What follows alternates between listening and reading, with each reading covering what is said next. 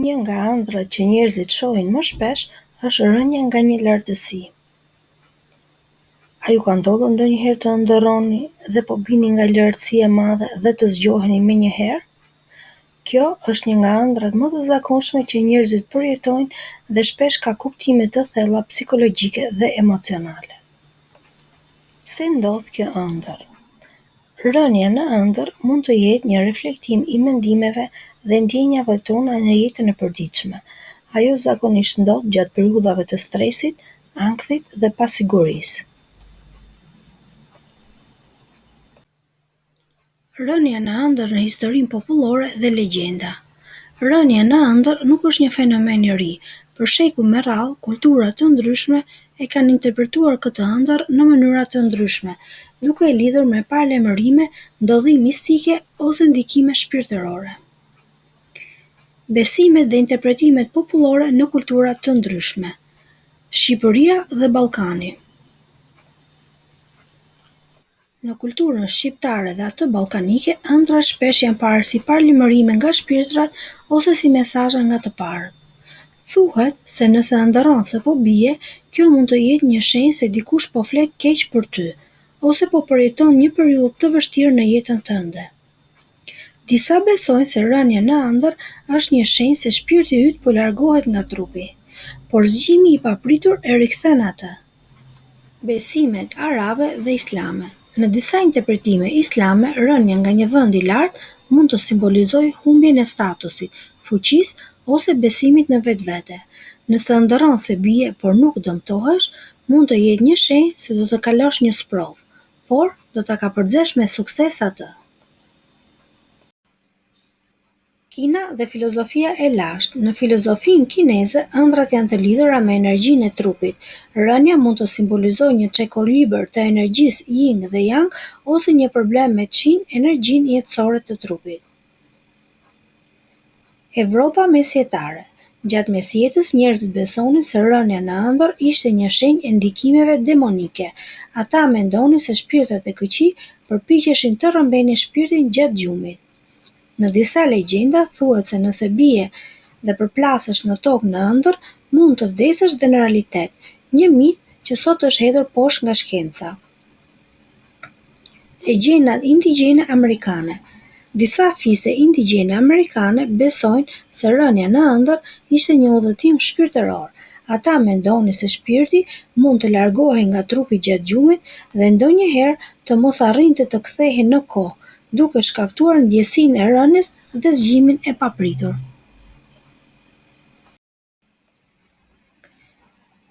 Legjenda të njohura të lidhura me rënjen në ëndër. Legjenda e udhëtimit astral.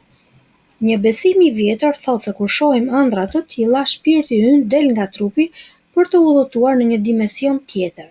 Nëse trupi kupton që shpirti është larguar, ai na zgjon papritur që të kthejë shpirtin në trup.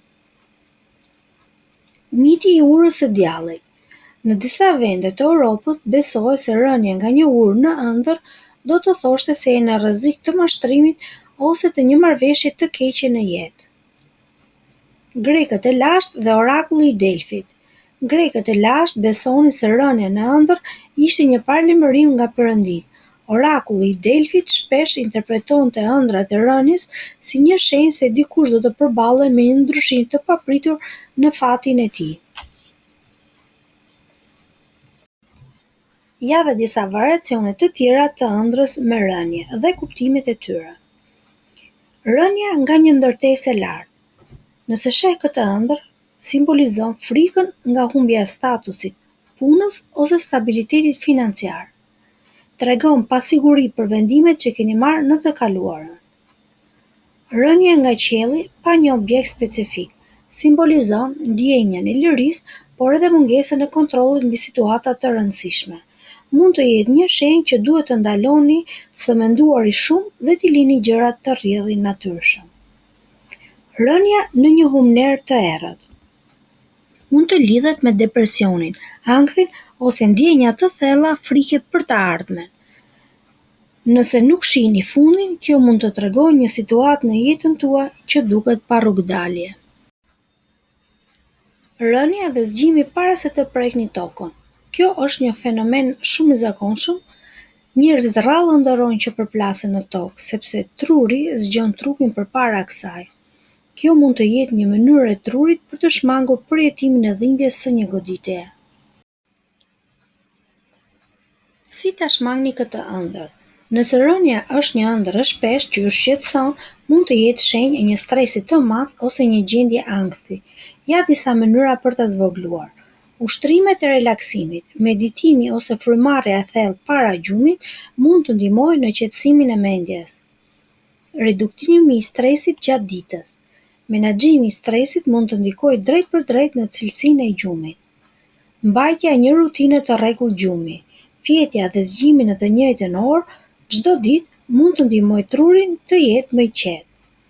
Shmangja e kafeinës dhe alkoolit para gjumit.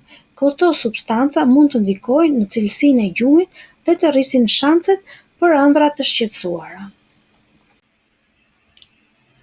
Rënja në ëndër mund të jetë një reflektim i mendimeve dhe ndjenjave tona në jetën e përditshme. Ajo zakonisht ndodh gjatë periudhave të stresit, ankthit ose pasigurisë. Çfarë thot shkenca për këtë? Gjatë fazës së parë të gjumit, trupi mund të përjetojë një fenomen të quajtur tronditje hipnogogjike. Kjo është një ndjenjë e papritur e rënjes që shpesh na zgjon nga gjumi me një ndjesi të çuditshme. Kjo ndodh sepse truri ynë e përjeton relaksimin e muskujve si një rënje e papritur dhe si refleks mbrojtës ai dërgon një sinjal për të zgjuar. Interpretimi i ëndrrës varet nga konteksti i saj dhe nga ndjenjat që përjetoni gjatë ëndrrës. Ja disa kuptime të mundshme. 1. Humbja e kontrollit. Nëse ëndërroni se po bini dhe nuk mund ta ndaloni, kjo mund të simbolizojë ndjenjë në humbje së kontrollit mbi një situatë në jetën tuaj, siç është puna, marrëdhëniet apo vendime të rëndësishme. 2. Pasiguri dhe frikë nga dështimi. Rënja mund të tregojë ndjenja ankthi ose pasigurie për të ardhmen. Ndoshta jeni të shqetësuar për një ndryshim të madh në jetën tuaj, si një punë e re, një ndarje apo një vendim i rëndësishëm. 3. Ndjenja e dobësisë ose mungesës së mbështetjes. Nëse ëndërroni se po bini dhe dikush ju ka shtyr, kjo mund të tregojë se ndjeni të tradhtuar ose të lënë pas dore nga dikush që e prisni të ishte pranë jush. 4. Ndryshim i madh në jetë. Nëse nuk përjetoni frikë gjatë rënjes, por një ndjenjë lirie, kjo mund të simbolizojë një ndryshim të madh dhe pozitiv në jetën tuaj. Ndoshta po e lini pas një periudhë të vështirë dhe po i dorëzoni rrjedhës së jetës.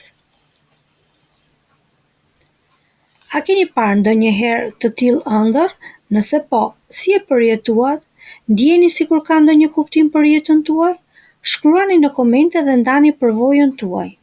Pëlqejeni dhe shpërndajeni këtë postim nëse të ndihmoj të kuptosh më shumë rreth kësaj ëndre që është kaq popullore. Shihemi në videon e radhës. Faleminderit për kohën tuaj.